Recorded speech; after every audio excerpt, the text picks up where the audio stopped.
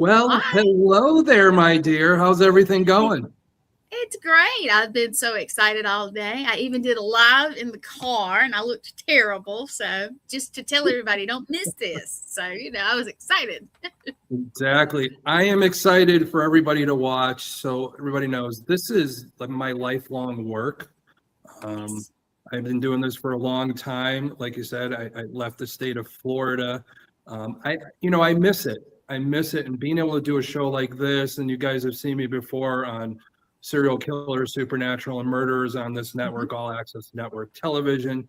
But my Tuesday morning serial and all that. But this is a lifelong um, endeavor to help victims and to help people with their children growing up. I've done a lot of work with this, so it's not only the study, the shows and all this other stuff. It's putting it into practice and Mhm.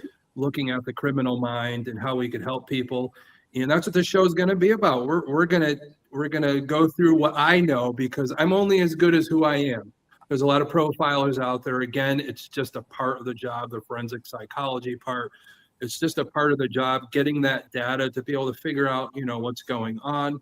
Mhm. And I always want to figure those things out, but you're only as good as your life experience and your intuition. So I'm one of those weirdos. Not only did I learn from some of the best coming up to this point, but also being a shaman and being able to pick up on intuition too, to try and get to the point where I could get fact and help in situations. That is the biggest thing.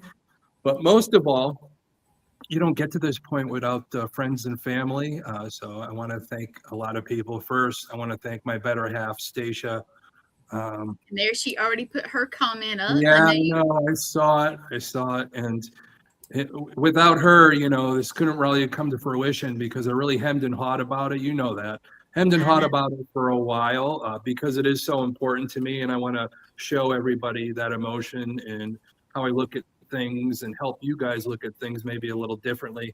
But most of all, I want to thank her and her support and all our friends from Wardruna. We're Mhm. pushing Wardruna out too, which has a lot to do with how I look at things also.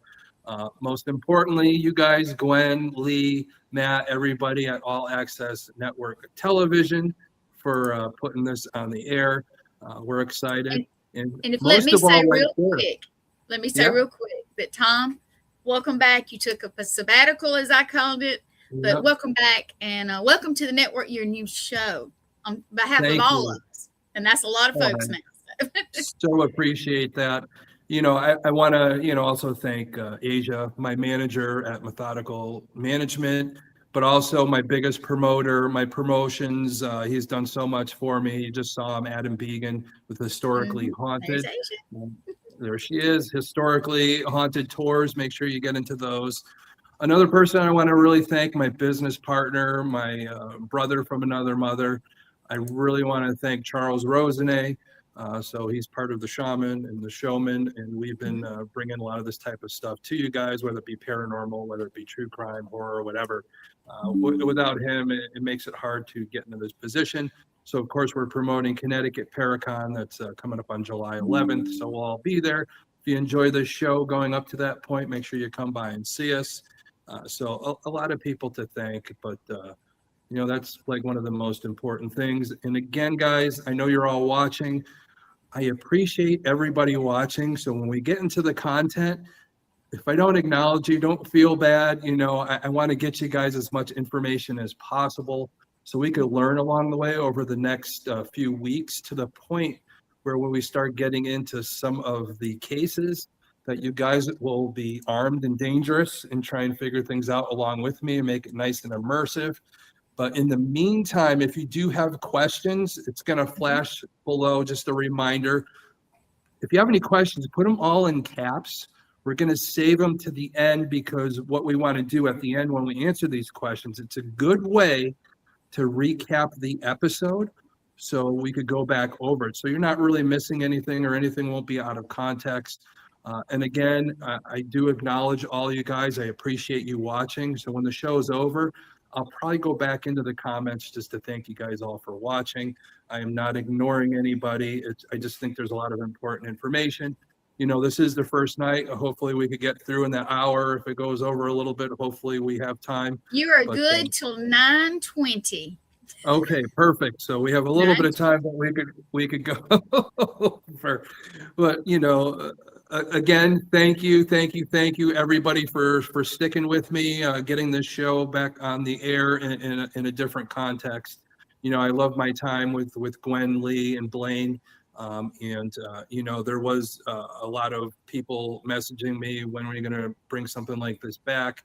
I do appreciate the shout outs and all that. And hopefully we put a different perspective on it this time around. I got Gwen still with me in the background, but it's going to be pretty much solo.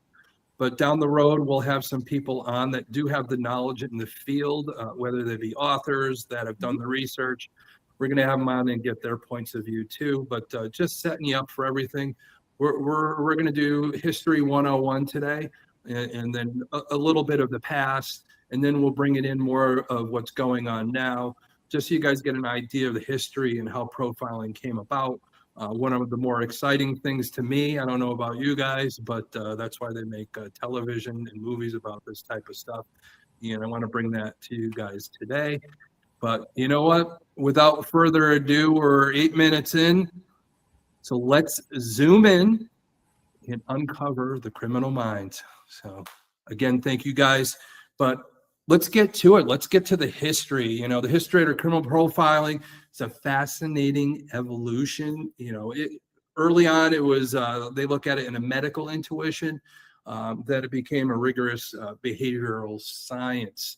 So we're going to go and look really back to the beginning. Cain and Abel, figuring out who murdered who and all that.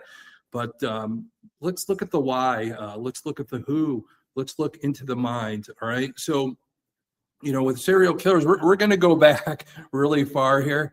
And, just so you know, let's look back to early history, just with murders happened and things like that. And we have to really look at things in there. And I'll give you a little bits of information and then give you a little point of view on it, more of a modern way to look at it. But, even in the beginning, getting groups of people together, just the way things went back then, especially you want to look at a group of women, but a group of women were arrested for poisoning an elite Roman man, marking one of the earliest documented cases of organized poisoning. So that was in ancient Rome, 331 BC, which a lot of people are going to find out over the weeks that a lot of times you look at the men and the women as serial killers, but a lot of times with women, it does come down to them using poison. Almost a lot of the serial killer women are mostly in the medical field, where they have that way of being able to get those medications and poison without getting caught.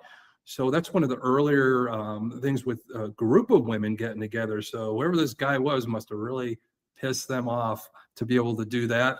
But, and then you got ancient China. There was a Prince Lu of Sichuan, 144, 116 BC is often cited as a very early political serial killer. He murdered over 100 people for pleasure in politics. So that's another thing we have to look at, especially nowadays. Really look at what's going on in the news, with speculation on a certain island, the politics behind that, just political rivalries, some people ending up murdered for some unknown reason. There is a mentality behind that. And a lot of the things I'm telling you tonight, we're going to dive in really deep as we go into the episodes. But right now we're funneling in really to get down to the nitty gritty of it. But even in ancient Greece, so this is where we start looking at things where there's figures like Procrustes suggested that early stories often characterize serial murders as monsters. So a lot of our lore, where you look at werewolves and things like that, that were brought up, Grimm Brothers things and all those things that went bump in the night, a lot of that stemmed from the fear of finding all these dead bodies and what's going on in back then with how they thought, a human couldn't do this. They must be a monster. So that's the mentality back then, was these killers were just basically monsters. They were myth, they were lore. And that's where you get a lot of these ancient characters from, the Roman times, the Greek times, the heroes, the bad things that happened, and where we get a lot of our stuff going on right now with the number 13 and things, all the bad luck, and they look at all these different things and where all that lore comes from. It makes it exciting, but it's the mentality. As our mind changes, as the criminal mind changes, and as we change with it, that's really important with that aspect. But you go into medieval times, um, probably another big one is Elizabeth Bathory. Now, she was a countess. She was accused of murdering hundreds of young women. And it was said that she murdered all these women to get the blood to put it on her face to make herself look younger, which another story comes from is in Snow White. They're looking in the mirror and she felt like she wasn't the prettiest. So she had to do something and take care of Snow White, where a lot of these stories stem from is real people, real stories. But really, Elizabeth Bathory, the evidence really wasn't validated. So nobody really knows for sure, but the lore was there. The name was put in there, and a lot of stories came out of that. Giles de Reyes, he was a decorated French soldier. He kidnapped, tortured, and murdered dozens, perhaps 100 children, eventually caught due to his audacity and investigations by the church. So even back then, without police, the church were investigating murderers and catching up to them. So how things have changed over history. But really, the beginning of our country, I know a lot of people say, well, H.H. Holmes is the first recorded serial killer. But, our country is 1776, but the late 1700s, after the Revolutionary War, there was two brothers down that southern area, the Midwest area, were traveling around and murdering people. The Harper brothers, they were considered the first documented serial killers in America. Kaiser and Wiley Harp terrorized the Western frontier. So giving you all this history and how our minds changed, where people call them monsters, and now we're seeing real people, and how those things change, how lore happens, and how we look at a real case and it turns into a story of monsters or Snow White and all those different tales and all. And that's what comes. People are fascinated by serial killers and those types of things. But as we you get into the 19th century, people like the Bloody Benders. So they were a family where they had a home where people could come stay. All these people start disappearing. The whole family was in on it, which is crazy to get that mentality of a whole family. Think about, your generational type of thing where you could get a whole family to murder or push them enough or traumatize them enough, to the point where the adults are making the kids traumatize them enough where they partake in this and not say anything. So you always got to be careful with, people want to hide things from each other, especially families. Of course, husband won't tell on the wife won't tell on the husband, those types of things, and you hide that stuff. So it's another mentality that we're going to look into. And of course, probably one of the most famous that a lot of people have heard of, H.H. Holmes. So they said he ran a murder castle, and a lot of people think that he murdered people in there. It was set up that way, but there wasn't any evidence of it. But this guy was killing people over, trying to do fraud schemes and things like that to garner money. And we're going to get into that next week when we talk more about the different reasons people are serial killers, how it breaks down. But in the meantime, we're doing history here. And remember, if you do have any questions, make sure you put them in all caps. We'll answer those on the recap at the end of the show. But also, if you want to say hi, just say hi. I'll go back in later on and say hi to you. But in the meantime, we're going to go into, how they identified them over time. Early methods were just detection, often relied on finding large number of bodies, of course, confessions or killers making mistakes, such as targeting individuals who would be missed, which is a big thing. A lot of serial killers over time in history, the weak, prostitution, they didn't think anybody would be missed, homeless people. So those are always ones they least detect, and law enforcement over time least look into. So we have to make sure we keep our population safe, even if we don't agree with how they live their lives. All people have, the right to live properly and pursue things, and hopefully the next day works out better for them. But scientific advancements, late 19th century, 20th century forensics, such as poison detection, when they started being able to pick up poisons and all that, and the forensic pathology, fingerprinting, made it a little easier to connect related murders. And then in the 70s, we'll talk about it a little bit more, but our main topic of profiling comes about. And we also look at, the mind there, nature versus nurture. Research shown killers share common history, childhood traumas we'll get into, abuse, brain damage, particularly the prefrontal cortex, often compounded with the, they call the warrior gene, which is a variant which affects impulse control. So they feel like a lot of serial killers can't control their impulses, or, just can't calm that thing down. I've talked about it before. It's, teaching our kids, and sometimes the ability to overcome when they lose. They have a hard time with it. We raise our kids, and nowadays everybody gets a trophy, so they are not able to have that impulse control when things don't go their way. So they have to learn that, and we'll get into all that when we talk about our kids in our neighborhood and how they grow up and how to avoid certain things. There's parenting, overparenting, underparenting. There's no book on it, but at least hopefully there's some tips that might help, and to key in on things that help our children grow up a little better. But key historical themes, less dead concept is another thing. Throughout history, many serial killers have targeted marginalized people, like I said, the prostitutes, things like that.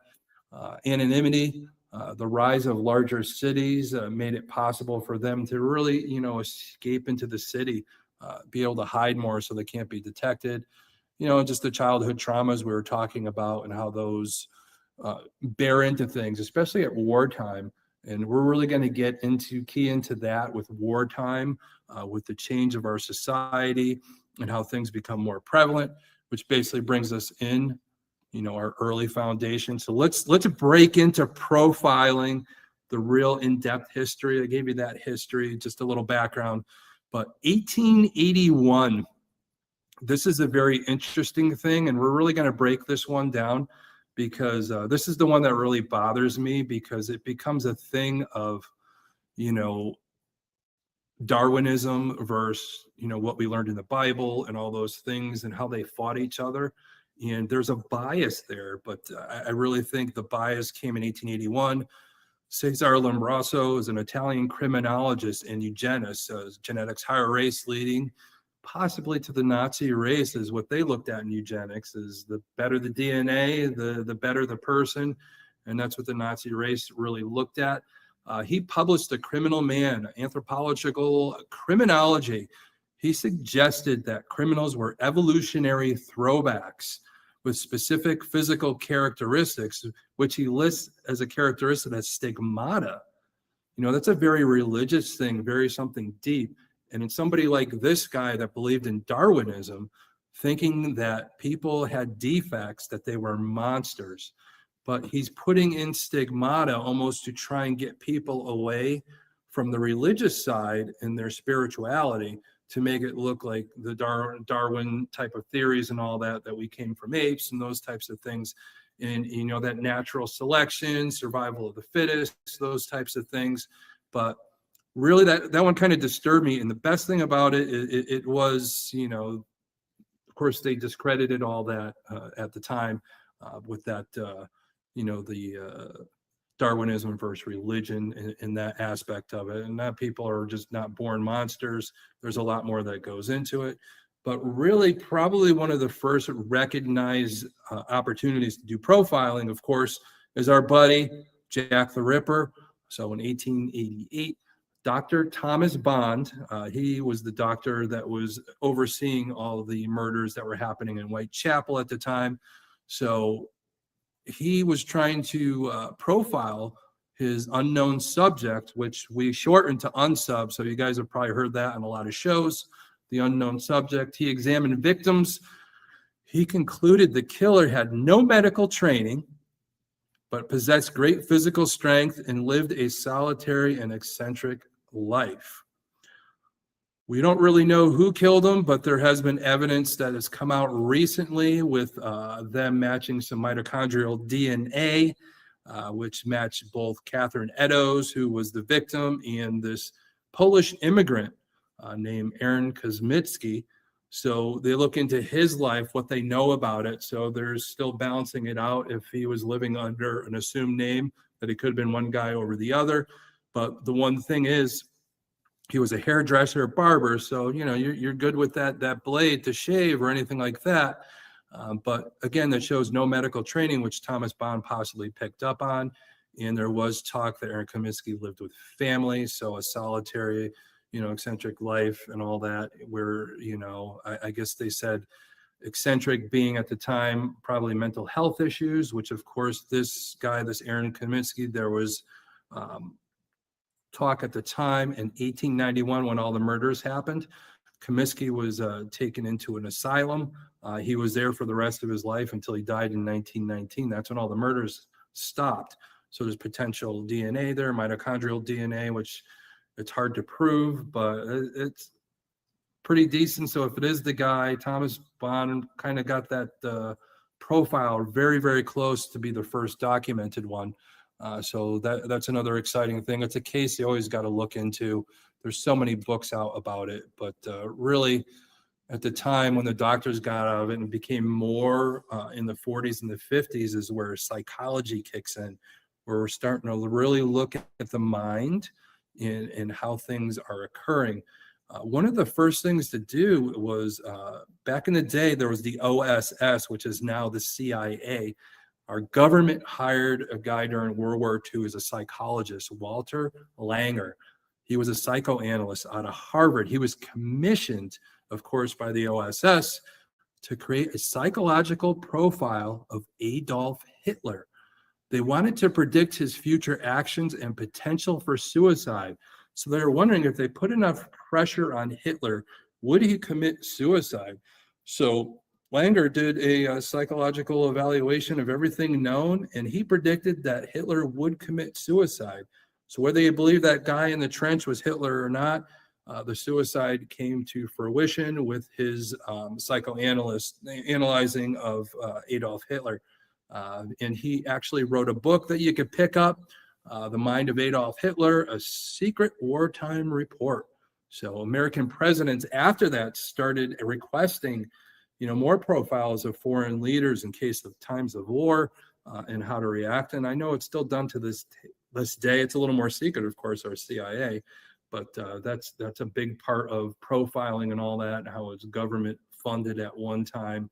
And you were getting success to be able to predict what one of the most horrible people in our history, to be able to get a profile on him and figure out potentially what he was going to do and what he did. Probably one of the most accurate ones was 1956. We had the Mad Bomber running around. So the Mad Bomber was George Metesky, as we found out later, but they had a psychiatrist who was brought in after the police just couldn't figure out anywhere else to go. So on a whim, they asked a psychiatrist, James Brussel. He's a former counterintelligence profiler for World War II, Korean War. He provided the famous accurate profile of the serial bomber in New York. He predicted the suspect would be middle-aged, foreign-born man, Eastern European descent, who lived with unmarried siblings and would be wearing a double-breasted suit. So when Metesky was arrested, believe it or not, I used to live in Connecticut. I live in Ohio now, but Metesky was living in Connecticut. So he was arrested at the time, and when they finally got him down to the police station, he made sure that he put on a double-breasted suit. He didn't know about the profile, so he was photographed with his double-breasted suit. He was living with family at the time. He was Eastern European. He was middle-aged. Everything that Brussel thought he was, and it's incredible. But it's great to see it after the fact, but beforehand, it's very hard to do profiling where you were really looking at patterns, and we don't really know until we actually capture and question that how right it is sometimes. But being right after the fact, that's what we have to get to, is be right before the fact is going to be what we love to do. But again, you guys know I've been in the paranormal myself and doing this. I think it's one of those impossible things. We'll never be able to prove either one to be able to have an outcome. But we could keep trying. Technology nowadays is helping out quite a bit. But let's get to the meat. Let's get to the meat of the whole thing. This is one of my favorite parts of it. Is the FBI finally decided, in the 70s, to bring about the behavioral science unit to look at it psychologically. But at first, it wasn't really serial killers. They were looking more at the rise of sexual assault with homicide. It was raging at the time where they had to bring this out. So this is where we really have to look at the mind of our society. So if you go back, we're talking 70s. So we've gone through the 60s. We've gone through some wars, World War II, Korean War, Vietnam War. So a lot of our mentality, a lot of our soldiers, are going through all this mental breakdown, really. And a lot of people, like World War I, World War II, men that came back had so much PTSD, became alcoholics, where things went wrong, where they raised their kids. There might have been abuse there because of what they saw in the war. All this creates that steamrolling and all. And we get to the point where we're at that time in the 70s, of course, the 60s, the flower children, live, love, and all this other stuff, a lot of protesting going on. So there was a lot of this back and forth, a lot more information going on like we have now. Everything you could think of, you could get information on. But back then, all this was raging. So a lot of people couldn't really make sense of it. And I think a lot of people started acting out from what their fathers brought back from the war, how they were raised. It seemed like all nice and dandy, but really deep down, what were we hiding? What was the PTSD that was never treated? People became alcoholics, a lot of drug use and all that. And a lot of these things lead to mental breakdowns. So that's what gave the rise to a lot of these different things going on with sexual assault, with homicide. So it brought together FBI's behavioral science unit. It was first originally run by Patrick Delaney and Howard Tetton. They wanted to look at the criminals committing crimes and actionable investigative information for law enforcement, which is a big thing. And they weren't doing this at the time. So it was a collective trying to get this information to see what was going on. But of course, we know more now, and we could look back on it and give that information, like I was talking about with, the wars and how our society changed and what occurred and what might have led to a lot of this, that divide, the tension, politics, wars, how we raise our kids when we're going through things we can't figure out on our own, with PTSD and those types of stuff and traumas. So which leads to a lot of this, it is that nature versus nurture, or what's one over the other. We have to really pinpoint that in. But probably one of the most important parts in profiling history, of course, is when they brought in John Douglas and Robert Ressler. All right. So Robert Ressler is the guy famous for coining the term serial killer. So they needed to look at it in a term. And the science behind it was Douglas and Ressler decided they were going to go and interview a lot of these so-called sexual assault, homicide people, serial killers that they coined, and interview them and see what made them tick. They went in and really they weren't asking a lot of the right questions at first. And that's going to be another topic of how we question people on some of the other episodes. But really, if you look at it, they weren't really questioning it right. And in the meantime, Mulaney and Tetton were still involved, they suggested that maybe we could get somebody else involved and put this all together properly to get a little bit more, as they were trying to do this down in the basement of the FBI. So they had this woman over at Boston College in Boston. So she wasn't going to travel all the way down to Washington. So she consulted. So she put together a program. Her name is Dr. Ann Burgess, an incredible woman. She was a psychiatric clinical nurse at the time, and just, over the years, just got her doctorate. But she was the one that actually put together the questionnaire and how they were going to question these people to get the right information, because we all know serial killers want to get one over on you. So you could question them all you want. So we always have to worry about what information are we getting. So you really have to discern, because of course their main frame is they want to boast and say they killed more than they did. So you have to really ask the right questions, circle around, and we're going to have an episode about how to question people and get things out of them and how to circle around.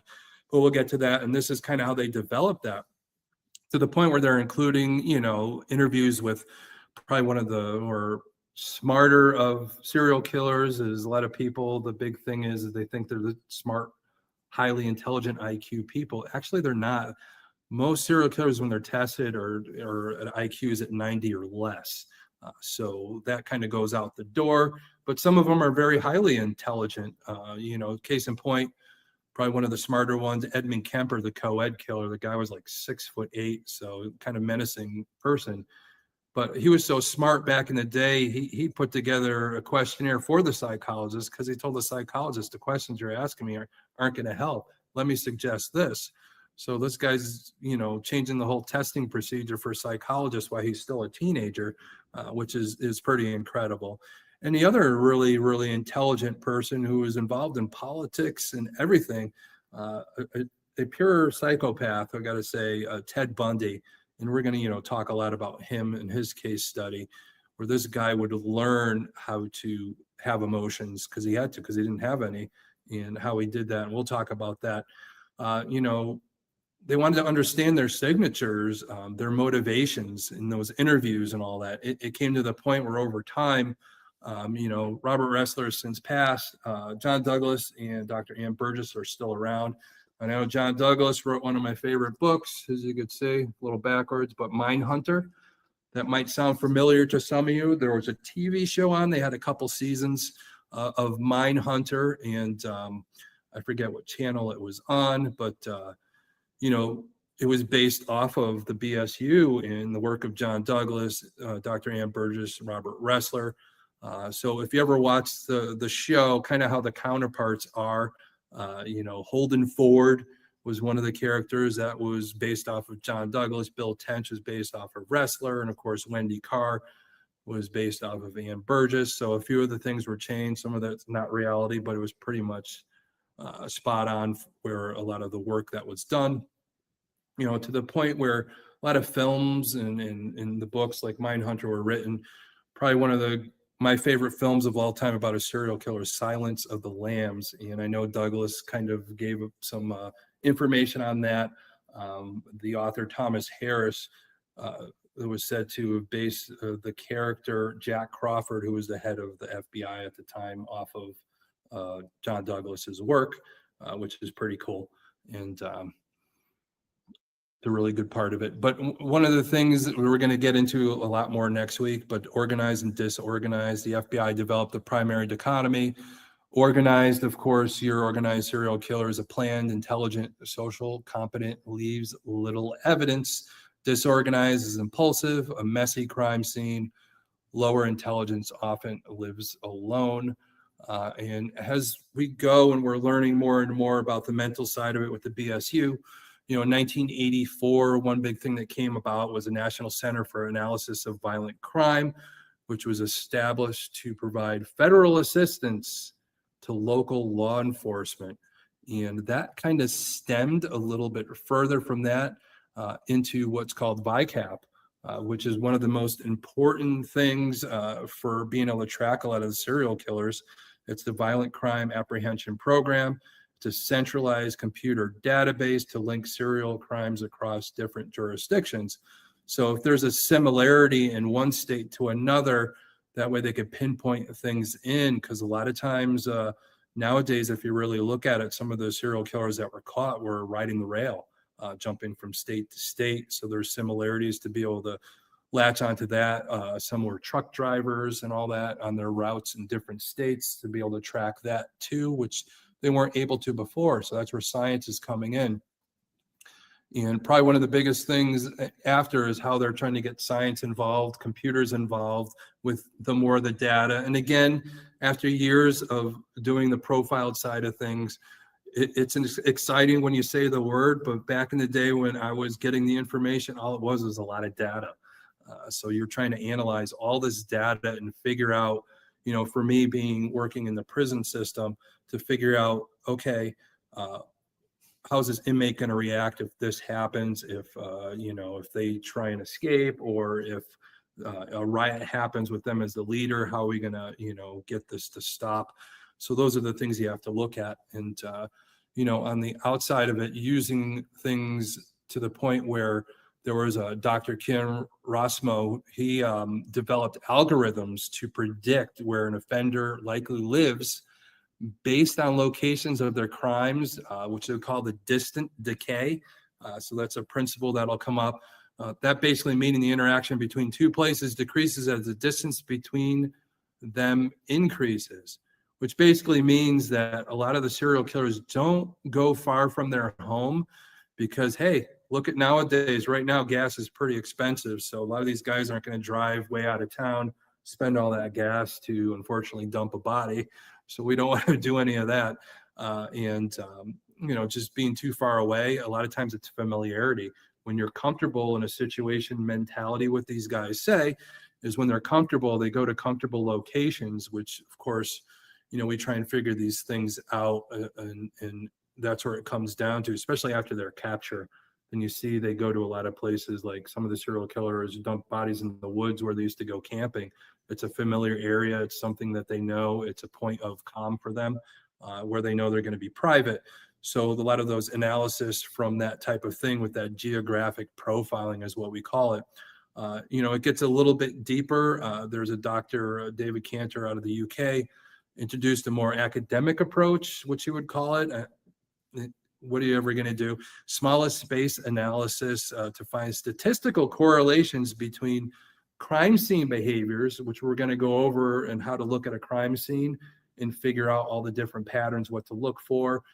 Just remember a lot of the stuff I'm talking about, just for professional courtesy, there might be a few little things I might leave out. You never know who's watching, but you want to leave out a few things, and hopefully I don't have my brothers that are still doing this get upset at me.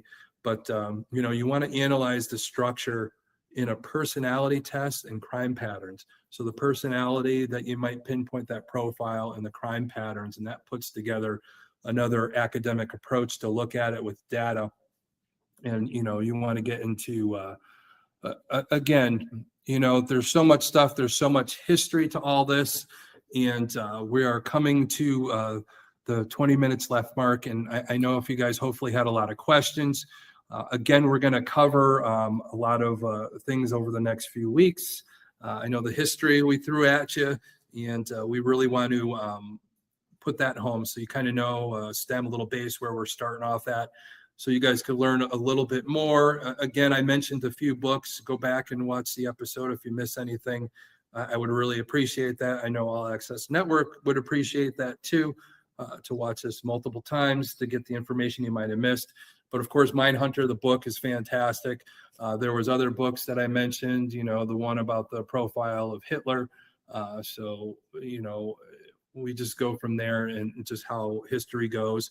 The more you read, the more you watch things. But, I thank God that I got the opportunity to put what I've learned from some of the best in the industry and be able to put it into action and help a lot of people along the way. Hopefully I'll help you guys to learn a little bit, help you look at things in a little different way. That's my hope. But in the meantime, we'll bring Gwen back on if she could hear me. Hopefully we get her back on here in a second. And that way we could see if there's any questions. And again, I want to acknowledge everybody. I really appreciate you guys watching. So there she is. So, I'm back. I was listening. Yeah, I know. We're going over it. Sometimes, history could get a little boring. You feel like you're in a lecture. But I think in this case, you really look at what we talked about. It's great to look at history, just like, whether it's paranormal, whether it be in true crime, whether it be solving crimes. If we don't know the history, we're missing that foundation. So we need to know where we came from. We need to know who got us there. We need to know that, yeah, some of these people were quacks, or we look back on it, just like doctors used to think bloodletting would cure people, but we know they learned from it. So we're constantly learning from history. It creates what we call a foundation. And of course, from that foundation, we learn more and more what works, what doesn't work. It's the brave people that try that stuff to see what works and doesn't work to get a better solution. But It is. yeah, I don't know. Did Well, anybody throw any questions at you? Well, we have tons of folks, and I'm just going to say some names that popped in, and I once I went off the screen, I kind of left you alone so you could keep your spot and keep going, so everybody understand. Of course, Stacia, Jeremy Brunton, and I'm going to say that all wrong every single time. Adam Bagan, of course. Asia, of course. Bill Slevin. Yeah. Nicole Gaspard. I always say her name wrong. I don't remember who this is, but it's Sears Spartan. Here, I'll pop it up so you can see it. I can't remember who that is. So whoever that is, don't get your feelings hurt because I have to keep up with them and I can't. Of course, Christy Ritchie, me. I was telling everybody, hang on to your questions for a minute. Kenneth Drake, of course, he wanted to congrats. Yes. Wonderful. Brother. And let's see. I'm going. Jess Elliott has a question. You want to read it? Jess is the author and a friend of ours. And yeah, if you want to, can you read it pretty good? Can you see it? I can't see for crap, so you might have to read it for me. Okay, that's fine. Sometimes we can see it. Sometimes. Okay, she says, are you familiar with, I ain't going to be able to say this. I'm so sorry. Juliana Tofina? Okay. Gulia Tofana in the 1600s in Italy. She was selling tonics and perfumes to women who wanted to be freed from awful men. Aqua Tofina. Okay, that makes sense. Let me go up a little bit. They estimate that some crazy number of men were dispatched before she got caught by a woman who brought it. Right. Yeah. But she was wanting to know that. That was actually very interesting, and I couldn't wait to show you that. I'm going down the list. Yeah. Of course. Well, let me give you a little bit more information on what happened was what she was doing. The men that were going missing, she was melting down their bodies in a vat and using them for the perfumes and soap that she was selling to these women. So that's why she kind of used that saying and all that. So yeah, I remember reading about that case. I'm pretty sure it's that woman. I know there might have been another one that was similar, but I'm pretty sure that was the one in Italy. And she was making soap out of men that she killed and putting them in that. Like, that's kind of crazy. If any of the men in the village pissed her off, they became soap or perfume for the women that they were probably abusing. So she probably noticed it, almost like a Dexter type of thing, maybe in a way. So, which is big for a woman, because like I said earlier in the history, women are pretty capable, of course, to do that. But a lot of times they're more of a nurturing type of mentality psychologically. So a lot of times it'll be like a poisoning or something like that.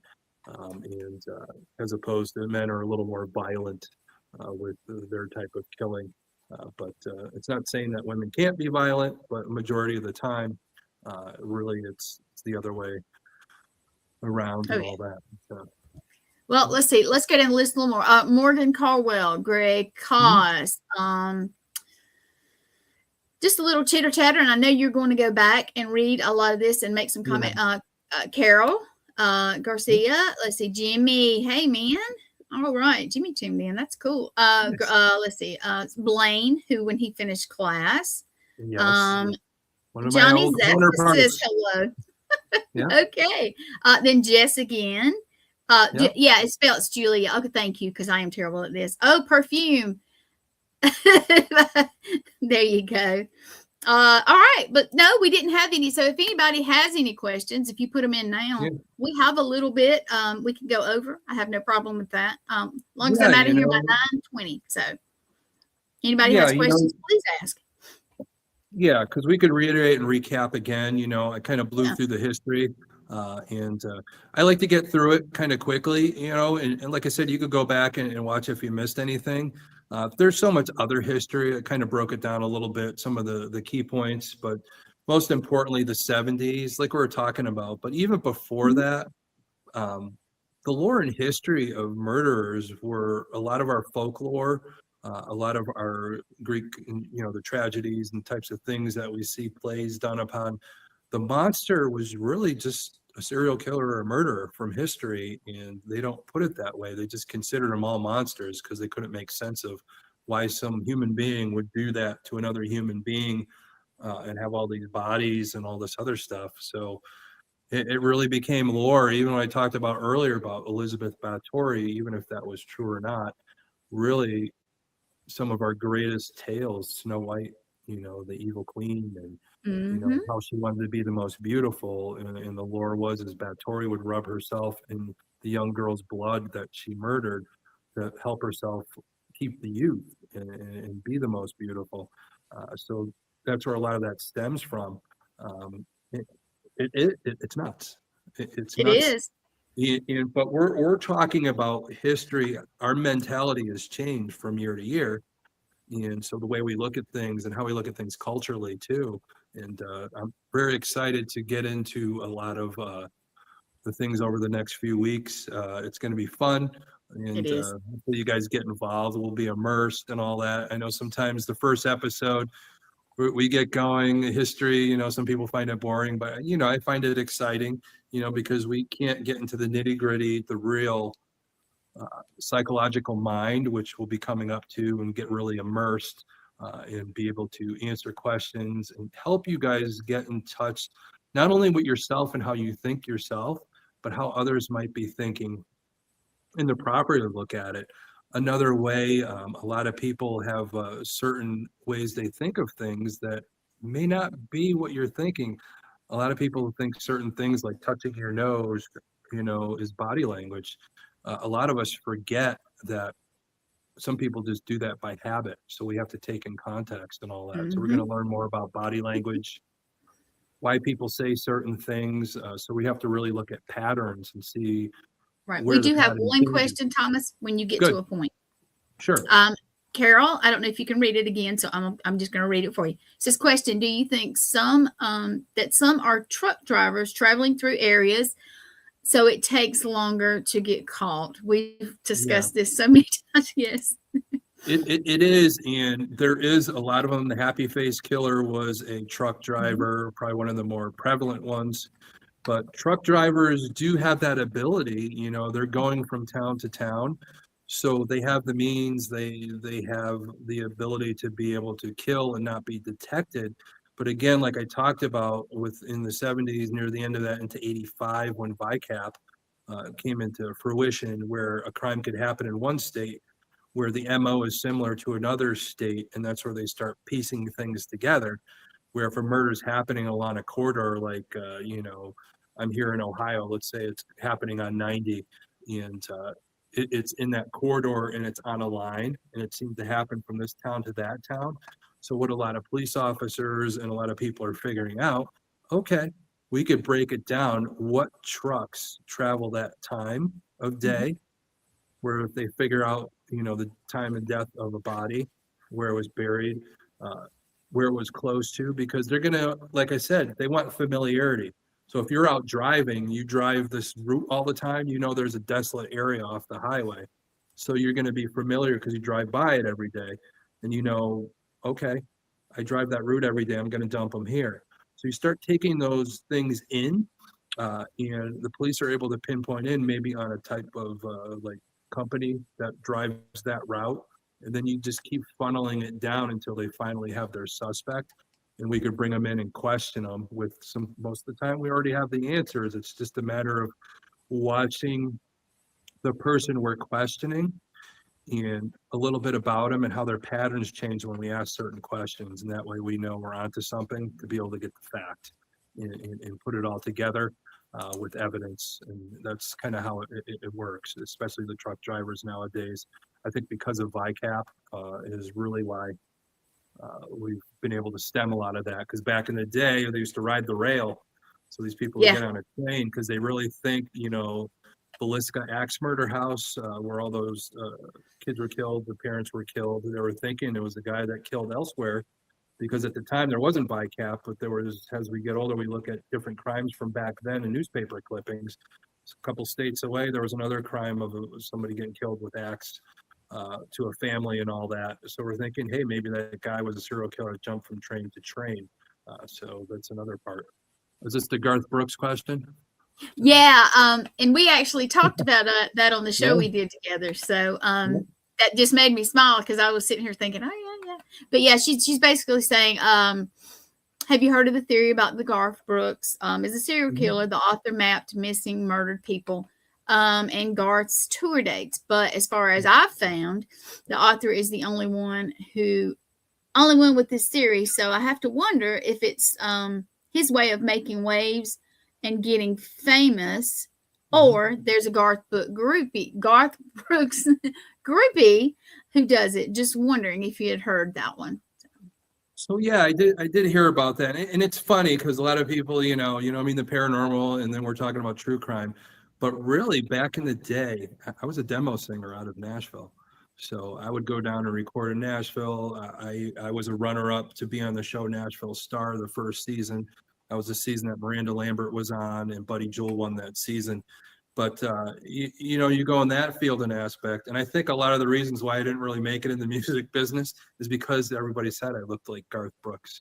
So when you look too much like somebody, Yeah. sometimes you lose that doorway to open for you. Unfortunately, and just the similarities and all that. I'm not going to blame it all on Garth, but if he is a serial killer, then Well, Jess was saying that would some be of kind his of lyrics. weird that I look like him, and if he becomes a serial killer and I'm one that profiles people, that would be very weird that part of my life was everybody said I looked like him, which would be very Yeah. eerie and weird. But I really, at this point, with all the people that are around him, all the concerts, his opportunity to be able to do that, I don't think there's enough time and opportunity out on tour.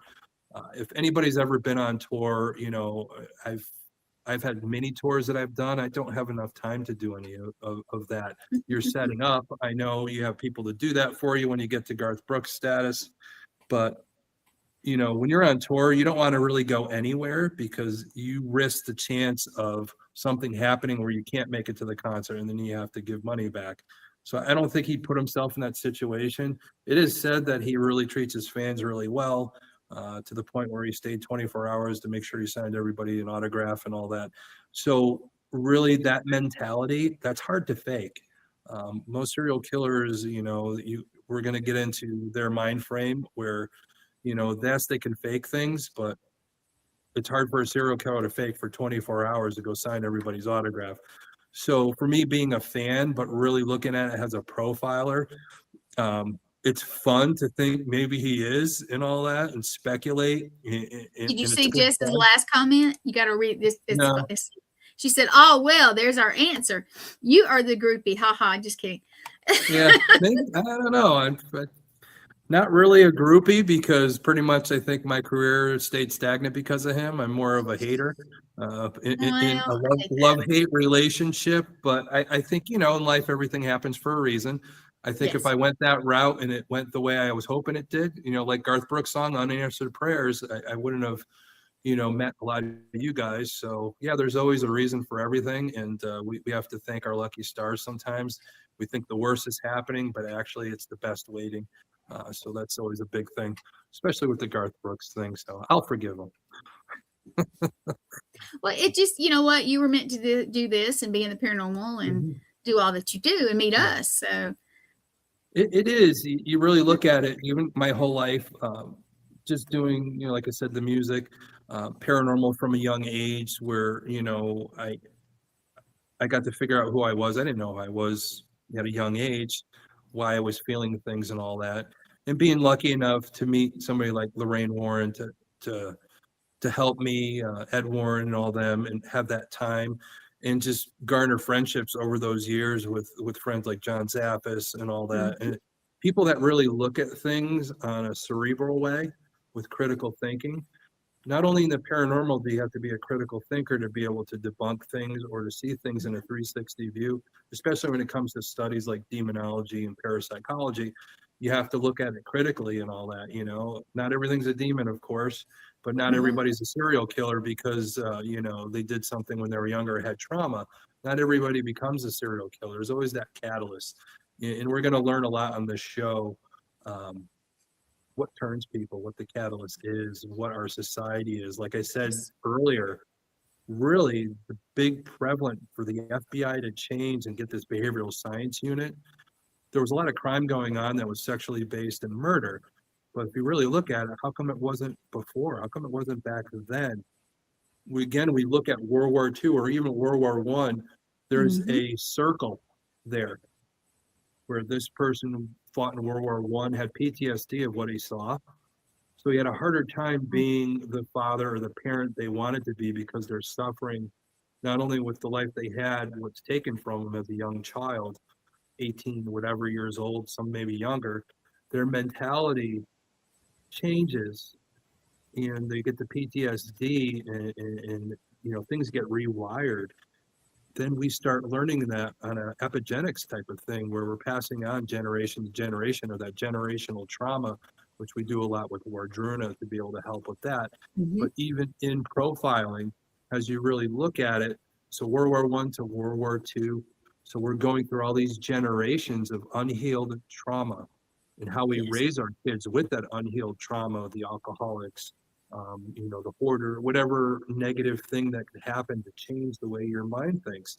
So that's why a lot of more things are becoming more and more prevalent with, the serial killers during, the most serial killers, not necessarily caught, but in action, going off of the computer, what they were picking up through VICAP was in the 80s. Oh, so true. you really think of how we're spinning around with the Vietnam era and all that, all these wars of PTSD and how we lost all these people trying to make sense of it. Our psychology changed. But unfortunately, as the psychology changed, they were going through all this with all the wars, it didn't catch up quick enough. So there's that disconnect where we disassociate as a society, where all this war's going on, and we numb ourselves to it to the point where a lot of these serial killers, ended up being military people, PTSD, come back, couldn't handle it, or thought they were still at war, where the mental part comes in, where they see somebody and they disassociate, think they're still in Vietnam, they end up killing somebody. And this is a pattern for them over time. We really look at those types of things, but really that era, that's our disconnect. When all these wars happened, and how we react to them and how our military people need to get a little bit more help. But our older generation were the tough guys and all that. We don't need help. And it was shameful to ask for help back then. Yeah, they didn't. Well, really, psychology wasn't ready at that point either. Nope. They weren't up to the task. They were still like doctors back in the day, bloodletting. They couldn't see the mind and how it was reacting and how the changes were happening and how we passed it from generation to generation to generation. It just got worse and worse as the wars went on, how we raise our children, what we see in the war come back. Even women had to go through, wartime too, being alone and all that. And the whole mentality of our nuclear family just kind of died there. That's where really it starts stemming in. And think about it. Family, but not. Yep. And back in the day, they came back and it was shell shock, and it was shameful to have shell shock. Yeah, it was. So, and so they pretended they didn't. So. And that's the hardest part in our how we look at things and how we figure out things now, all the different ways to be able to help people. Now we're trying to catch up because, in epigenetics and generational stuff, it takes almost 7 generations to fix what was broken. So we really have to stay on top of things. And I'm really hoping, with this show, I can help a few people out there, whether it be with their own kids as they're growing up. We all need help. You can't do it on your own. It takes a village sometimes to raise our children, just to see things, whether you're a teacher, somebody that lives in the neighborhood, to see something that just maybe isn't right and to do it in the right way to get them help. You not be the old Karen in the neighborhood, but the right way to get help and suggest and just be there in the right way. That's important too. But we're going to learn all that stuff to the point where even the people we can't save, how to recognize it. I've talked about body language, how people's eyes look, and we have to really take in the context of it, and even cultural stuff too. You helped me one time with a big thing. Yeah. We'll Yeah. talk about And that that's, one night. But it was a big yeah, thing. we will. Yeah, we'll definitely get into that. Hopefully we'll do an episode. Again, we've done one before, but I think I want to get in a little deeper of the victim, because it's very important to know how the victim thinks, because sometimes the way the victim thinks is how the serial killer reacts to them. So those are the things Yes. we're going to go over, of the profiling of a victim and the profiling of the serial killer. But Dr. Ann Burgess, when she would interview, her main thing was why they got her involved was she would interview these women that were raped or almost killed by these people, and she would interview them and profile them and ask them questions, what left it open. And that was very important work that people could read about. There's a lot of documentaries about Dr. Ann Burgess. I think if it wasn't for her, Douglas and Ressler probably wouldn't have a lot of the stuff that they have. And I'm telling you, I still got to say John Douglas is probably like my biggest like mentor in life and all that. What I read about him, Right. just having those opportunities and all that. And probably one of the best things is he actually instant messaged me and wished me a happy birthday Really? back on February. So I was pretty Wow. pretty stoked about that. And it was very nice of him to take the time, even though we never met in person. But hopefully, we're friends on Facebook. Maybe he'll watch the show. And maybe if you are watching, John, I'd love to get you on the show. And I think your perspective would blow people's minds. And again, guys, make sure get Mindhunter, and you could read a lot about their work and kind of a little bit about the TV show that was on. Of course, it's Hollywood It Up. Of course, you know that. But Oh yeah. the real story about how they interviewed and what they got from people, and that'll really help when you watch the show. It's kind of one of those books to have to the side to really help learn about profiling and how they look Mhm. at things. And again, one of my favorite movies, Silence of the Lambs, and all that, and just that one-on-one interview and all that, and a lot of things that stemmed from that movie and all, and just the lore of it. And I think a lot because of that movie, a lot of the TV show came out, and more people got interested in the art of profiling, whether it be from somebody, the FBI agent, psychiatry nurse, psychoanalyst, whatever type of psychiatry, for me, forensic psychology, just the way to look at things and Right. get that history, and like we look at things, and we're going to be doing that in these next few episodes. And I'm excited to bring my knowledge. Am I the be all end all? Of course not. I'm not. It's a love for it. I want to bring that passion to you guys and how I look at things. It may not be the way you look at things, but am I always going to be right about it? No, but it's just my perception. Yep. How I look at a crime scene, how I interview somebody, and the do's and don'ts, and how to get that type of information to get to the facts, to get to a conviction. And we're going to go through all that. It's going to be fun, and we're going to have a good time doing that. And I'm glad you guys joined us for this first episode. I'm glad to be back on the network talking about one of the coolest subjects ever. Again, we never do this to promote the serial killer. We're here for the victim. We're here for our families, our friends, to help raise our village, hopefully the right way. So we And can understand it. It's a big deal to understand. Yeah. Yeah, we have I to learned a understand lot it. from Tom, Yeah. I have to say. And that one episode, not episode, but what one thing that happened to me that sticks out. I traveled a lot last year, and it taught me to look a lot different, like observe things a lot different. And I was already very hyper vigilant because of being a medic for so many years and stuff. So, but I learned another way to watch things. So it is, and for me, the training, and on top of being a shaman, because I know Stacia does this with me, and we laugh about it sometimes, but it really comes down, sometimes it's not a laughing matter. that's I'll true. walk into a place, I could walk into a place, and in less than 5 seconds, I could tell you who's a danger, who could help, where all the exits are, where to sit. Yes. I always sit facing the door, so if anybody comes in, I could do a quick profile if I'm in danger or not. This is Yep. just stuff I naturally do. People say it's from trauma. Yeah, it could be a little from trauma, but a lot of it is training, where it's secondary. For somebody like me, it's secondary. I know for other people it is too, but it's just instantaneous that I could pick it up. It's almost like getting on an airplane, walking down the aisle. Hey, if something happens on this airplane, I know that guy can help. I know that guy can't. That's what I was To going the to point, ask you. Do you yeah. do what I do and check out everybody you walk? Yes. Mhm. Yep. I instantly do. I'm walking up the aisle and I look and then I sit down. And when the plane takes off, I could tell by the backs of heads sometimes Yeah. how people move and all that, that's somebody that can handle themselves. And these are things we'll get into.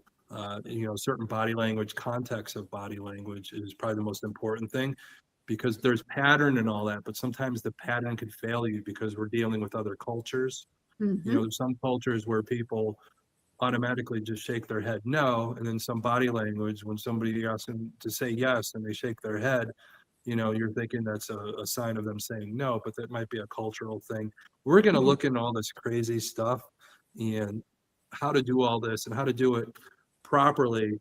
Are you going to get 100% answer? Probably not, but it's going to be close enough where we know we have enough to go on to, of course, go down my old rabbit hole and be able to get the information. In theory, you keep digging, you keep digging, you keep digging, and finally you get to a point where it turns into fact, and then you have that person cornered and you have an arrest. So that's Yep. what we're going to work on.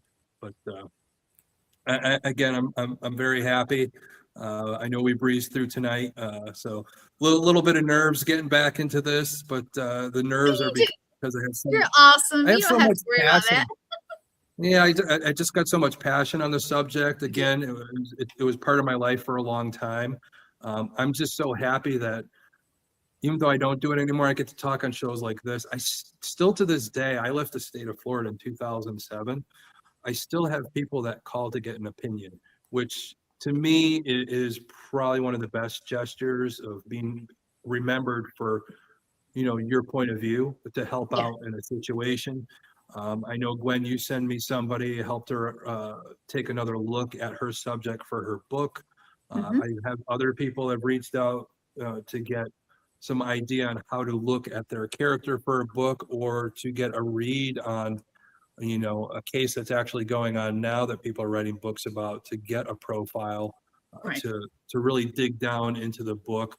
I like your friend I talked to, she has actually talked to this particular criminal, and she was asking certain questions, and I said, well, if you go back in, ask this question, ask it this way, do this, you're going to Right. get a better look into what his childhood was, and be able to get maybe a little bit more context or more information to build your character, which is a reality in this book, to get more information, because some people aren't so forthcoming of their traumas as childhood.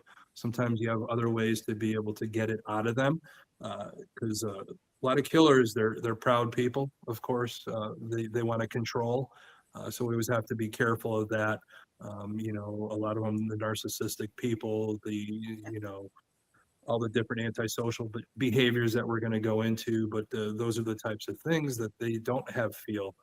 So you have to ask things a different way, or they do have feel, but they're in chaos. So other ways that we have to ask to get information about them, especially if we're writing a book or we're trying to pinpoint in on how we could track somebody else down as we learn things from all that information. But again, we're talking to serial killers. They're very manipulative. So it's almost to the point where I think 40% of the information we've gotten about them over the years is probably a bunch of BS. So Mm. we're That sounds hoping about that right. 40%. Yeah. It is, but we're hoping that 40% we could get to more of the bottom of that and really pinpoint in on uh, being able to capture some of these people beforehand instead of after the fact. Mm-hmm. And then saying, hey, my profile was right. It's like, who gives a crap? All these people are dead. So we want to be able to pinpoint in a little bit more. And I think a lot of the science is changing. Of course, technology has helped out a lot. DNA, capturing cold cases, Mm-hmm. cameras everywhere. People have their Ring cameras, seeing people go by, being able to pick up more. Currently right now, the thing that's very upsetting to me, I can't figure out why is Guthrie, the news lady whose mom has gone missing and all that. All those cameras all in the area and all that. I don't know why that case bothers me. There's something wrong there. There's Yeah, I have something. a theory, Yeah. but it's not that time for me to think. But I have a theory of Yeah. my own, and I'm sure somebody out there is thinking the same way. But Yeah, but that's the I do not side like of it. it. That's the worst part of being able to not being in the mix of it anymore. Is like in my mind, I was like, I want to interview a certain person, and I think if I Mm-hmm. give me a few minutes to interview them, then I feel confident that I could get a little bit more information. But sometimes they might already have that information. It's just something they're keeping out of the news right now to be able to get more evidence. So a lot of people make that mistake. They're like, why aren't they thinking this way? Why aren't they telling us this? Sometimes they got to hold that information back because certain things have to fall into place. Just like life, sometimes we have to be patient for certain things to happen in life because they're going to Yep. happen. You can have faith in it. But especially in a criminal investigation, like I said, disclaimer, there might be some things we're talking about profiling and how you look at things in a crime scene. I might leave out a few things just for professional courtesy because some of that stuff could really you get into the wrong mind and we could have a problem. And I never want to cause that for people that are still in this industry working. And so, but if you kind of see me on a day that I'm kind of being nice off air, maybe I might tell you a few little things. That's because I know that you're probably not the type of person that's gonna a little bit more of a controlled scenario. Let's just put it that There way. you So, go. yeah, come out to Connecticut Paracon. That's coming up in July 11th, and Wait, I think I still have the poster. If not, I'm going to load it up. yeah, We have to erase some things to have. There's the poster. It's not the whole ad. it is. Yeah, so, I love it. I love that poster. yeah. Even they were talking about paranormal stuff, but hey, watching the show, you might have some questions.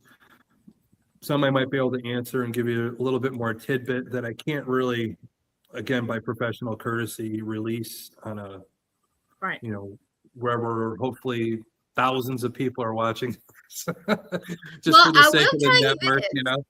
I and will tell you this. I looked back and yeah, on one show on yeah, Monday night, just one show on just my profile, it was yeah. 35,000 people. Wow. And that was the day after. That was Tuesday, so that wasn't even 24 hours later. So Yeah. just because, and I tell everybody, hey, say hi.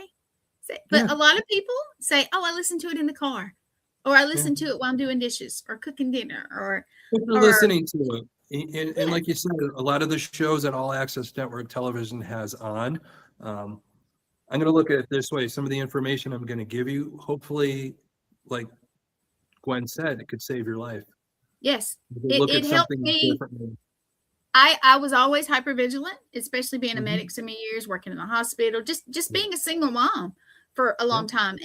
But now I look at it a lot very different because now, and I have accepted my abilities, even though I block them when I shouldn't sometimes. But now I get on a plane or I go in an airport or go in a restaurant or gas station. I know things. And unless it's somebody I truly trust, I do not sit with my back to the door. Yeah, exactly. And Exactly. for Yep. me, for working in the industry, even back then, I had to look at it in two different ways. Is this Mm-hmm. me picking it up as a shaman, or Mm-hmm. is this me picking it up in training? And I really had to discern that because, of course, nobody back then knew I was a shaman and how I see things. Right. And I always wonder how the hell I figured crap out in the prison. I was like, how did you know? And stuff like that. But really it comes down to trusting my training and trusting my gut instinct or my shaman abilities.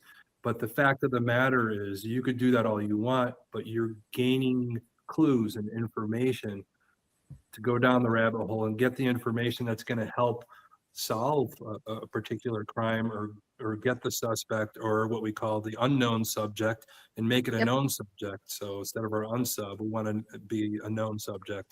And that's the whole fact of the matter.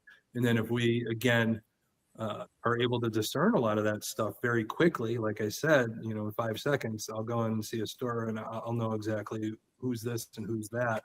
That takes time. And again, a lot of the way I look at things are how I was brought up. Not all of us we're not all brought up the same. We all have that different fingerprint. But the way I was brought up, things that I saw growing up or in high school or in college that make me say, okay, because I experienced this in my lifetime is why I could look at this way. So that's what Exactly. makes, yeah, not all profilers or people that are in certain industries are all the same. Their life experiences sometimes dictate. That's why some police officers remain police officers, some become detectives, the way they look at things and how it happens. And unfortunately, still in some departments, there's still politics involved. So are we really Unfortunately, getting yes. the best person on the job sometimes? Or are we getting somebody that's going to push it through for political reasons? That's still something that upsets me. But you know, I ran into those issues back in the day. Um, you know, it's funny. You know, a lot of people didn't know I was in the paranormal back then, but also a lot of people back then. Mm-hmm. I'll say it now because it's been since 2007. There was a lot of work I did that 99% of the people I worked with didn't know what the fuck was going on at the time. So Right. I Well, was hired I to do a hate to. job, and I Yeah. did the job well. So Yes, you did. Yes, and there's a lot of people. I want you to. Tom is going back. He's looking at all the comments. We did a little yeah. different than we do some shows, but we got Mhm. about 3 minutes. And Tom, I'm going to say to you, tell them how to get in touch with you if All they right, have a so to get in question or touch with me, of course, Thomas Patrick on Facebook. You can instant message me if you have any questions or anything you want to see in the future. Of Archangel the Paranormal on you know, TikTok and on Instagram. Of course, I Mhm. do Tuesday morning serial and those types of things, and weird spooky facts from Ohio and weird phrase origins and all that. But this, you know, this is our baby now with Profiled. Of course, we got the upcoming Connecticut Paracon July 11th. So www.paracon.org. Check out the site, get tickets. Of And course, you're reach also out to. going to be in something in next month that I might get to see you in a Oh station. yeah, we got some stuff going on in Ohio at the old Shawshank Redemption Ohio State Reformatory of Parapsychon. So we'll make an appearance there, and Gwen will probably be with us. I am. Yeah, I'm yeah, booking my flight tomorrow. Matter of yeah. fact. Yep. There you go. And it's going to be big because we are going to really be bringing Wardruna around. That's going to be our first of our many areas that we're going to be. Uh, we're going to be all over New Orleans, Cleveland. Of course, we live here in Cleveland, so it's not really the backyard. But you know, of course, all through New England, New Mm-hmm. Jersey, New York, Pennsylvania. A lot of speaking engagements for Wardruna. Of course, you know, I'm talking about Profiled this show, but Wardruna does have a lot to do with that. How we look at the mind, kids growing up, generational traumas that divide, and how to look into that and help people in a holistic way. Whether it be with the metaphysical, we do have you know, certified medical people on our Rolodex that we could reach out to that do believe in the paranormal, where there isn't that stigma.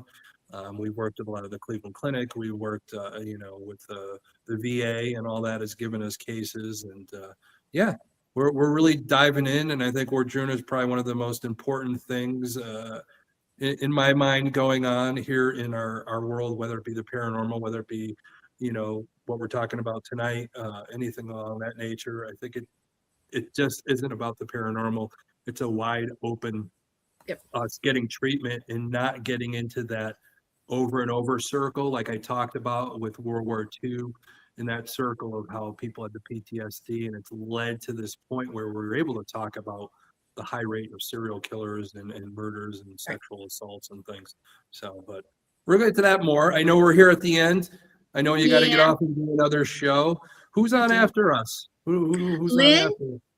Lynn Okay. Dorman, and he Yep. has Joe. And I'm gonna say that I butcher last names, people. So just Yep. remind me if you come on a show to say it correctly, because I do butcher them. Yeah. Cara, I think Joe. Okay. Cara. He calls himself Insane Joe. Nice. I'm not real familiar with him, but I will be finding out. So Yeah. Stay tuned. Well, if he's insane, maybe we could profile him and all that. There you go. And don't forget, every Thursday, 8 p.m. Eastern, 7 Central, Mr. Thomas Patrick with Profile. Right. Appreciate guys, and I will get back to all those messages. I love you guys all, and thank you for the first episode, and we will see you guys next week on the road. I'll be headed down to Florida, so wherever I am, I'll be coming to you from live. I probably won't have my background. I don't think I'm bringing that on the road, but we'll have hopefully a cool background. So. And he's stopping to see us, so that's a good thing. Wink, wink.